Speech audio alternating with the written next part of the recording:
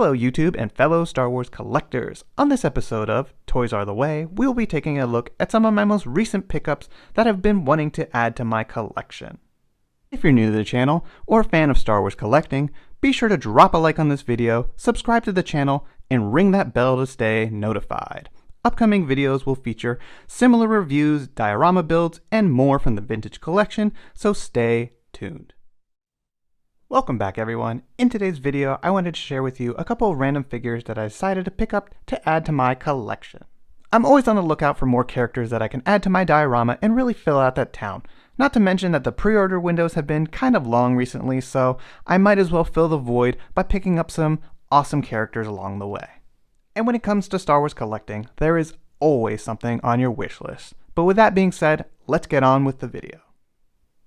Now this alien is someone that I've been wanting to add to my collection for quite some time. This Amana Man is from the Legacy Collection comic packs, and I gotta say, he looks really awesome.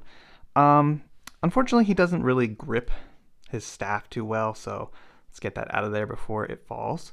But the sculpt on this figure is really awesome, and he's got pretty decent articulation. His wrists are on a swivel. He's got a joint up there, so he can move around, which is really nice. And he's got these great accessories. He's got this little side pouch or water canteen. He's got this great necklace with skulls on it. So that's some really awesome stuff right there. The paint apps on his back are really cool. I like this nice detailing. Looks fantastic. As for the rest of the articulation, he just has swivels at the hips. Nothing much more past that, so he can do a little bit, but not much else. I think this figure would benefit from maybe an elbow joint and possibly, I don't know, something to help him hold the spear or staff better, because as you can see, he's just got this molded grip, which is pretty loose for, you know, a tight spear or like a slender spear. So I don't know. That's something that if they do release this figure in the future, they should try to retool something that would just be more effective at holding the spear. But other than that, he displays pretty well. Let's bring in the other one for comparison. Definitely some noticeable differences. While this one does resemble the character seen in Jabba's palace more, I'm definitely a big fan of this other sculpt. It looks really cool. The size difference is noticeable. It doesn't really bother me, but it's cool to have, you know, a variety of the different alien species. So I'm really happy to get this one in my collection, add him to the town. He's just going to be, you know, another random alien walking around, get into trouble and stuff like that. So definitely a cool one to pick up. I know that this character is an original 96 character. I don't know how they will one day pack this into a vintage collection card or which figure they will decide to use, because I can't see them doing brand new tooling for this character. Maybe they will, but who knows. Part of me thinks that they might go with this Legacy Collection one if they still have the mold, but you never know. Which would you prefer? Let me know in the comments down below. And next up, we have a figure that just so happened to make an appearance in the Kenobi trailer, and I'm very excited to finally have this 4-LOM in my collection. This is the one from the Disney Droid Depot, and I think it's a big improvement upon the vintage collection version. Just look at the paint apps, you know, he looks really awesome. I'm also a fan that the rifle is more accurate to what is seen in Empire Strikes Back. So this is definitely one that I was very excited to pick up. You know, there's not much to these Disney parks packaging. It's just, you know, a simple card with a little description here of the character. I'm not keeping this card or anything. I'm definitely going to open that up. So let's do that and take a closer look at the figure. And here is the Droid Depot 4-LOM out of the package, and I've got to say that this figure looks significantly better than the vintage collection release. I love all this like rust detailing that they put to really accent a lot of the details in his like body and stuff. So that is such a big plus. Not to mention the face sculpt is way better. This looks a lot more like the character you see on screen. And a big plus for me, and a huge reason why I went out of my way to get this figure, is that he can actually hold the weapon in a two-handed grip, which is something you can't do with the vintage collection release. His hands are also sculpted differently, which makes this a lot easier to do. So big plus here, and the rifle just looks better. Man, yeah, I'm very happy to have this one. Not to mention, it just happens that he was shown in the Kenobi trailer, so very excited to have this addition to my collection. Possibly do some awesome photography with him trying to hunt down Kenobi. So yeah, definitely a good one to get.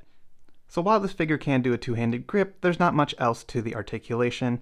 He's pretty limited because, you know, he is a droid, so they don't really get the most articulation, but you do have, you know, joints at the knees, turn, he's got ankles. They're not rocker ankles, but pretty good. He's got a torso, so he can turn, do some decent stances. So for a droid, he'll be able to do most of the posing that you need him to do. And here's a comparison with the Vintage Collection release, and as you can see, they are noticeably different, especially the face sculpt. I think they did a fantastic job. This was a good figure for its time, but it just doesn't hold up anymore, especially when you see something that's much more accurate to what we saw on screen. So definitely a big upgrade. And next up we have the concept Luke Skywalker from the 30th Anniversary Collection. These are some really great figures that I've just been meaning to go back and pick up because not only do I appreciate the original concept art drawings, but these figures look pretty cool as, you know, just random people in my diorama and stuff. So definitely good ones that I want to go back and pick up. The packaging of the 30th Anniversary Collection it's fantastic. You know, I kind of like it. I like how, you know, we got blurbs about the characters and stuff. They were well designed, but it's, once again, nothing that I'm keeping carded. I only keep Vintage Collection releases on cards, so I will definitely be opening this up and adding it to my collection. And here's the 30th Anniversary concept Luke Skywalker out of the package. And I have to say that going back and picking up these older figures, it really humbles you because it makes you realize how incredible the quality is of Vintage Collection figures that we get these days.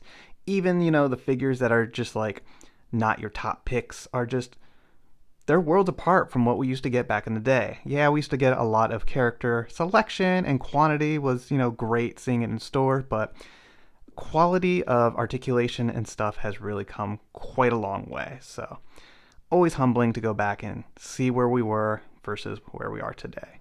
I mean, this figure has swivel elbows. No one likes swivel elbows. If you were to see swivel elbows these days, you would be quite bummed. But like I said, this figure is mostly just someone to be a background character in my displays and dioramas, so definitely a cool one to get. Not to mention, I think this character design is really cool. If they wanted to do like an updated Vintage Collection style of this, I would be all for it. Super cool. You know, this just looks very like space and sci-fi, so I'm all for it. And lastly, we have the Power Droid and Treadwheel Droid from the Saga Collection. These are also ones that I've always wanted to pick up and just haven't gotten around to doing it. And it's always great to get more droids to add to your town and diorama.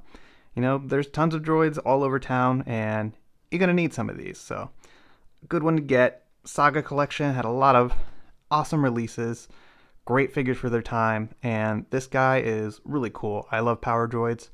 There's just something about them. They're very unique to Star Wars, so very happy to get these ones into the collection. Let's get them out of this packaging.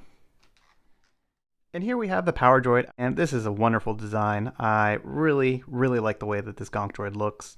These are removable, so you can have some different looks if you decide, you know, you just don't want those attached, so really nice.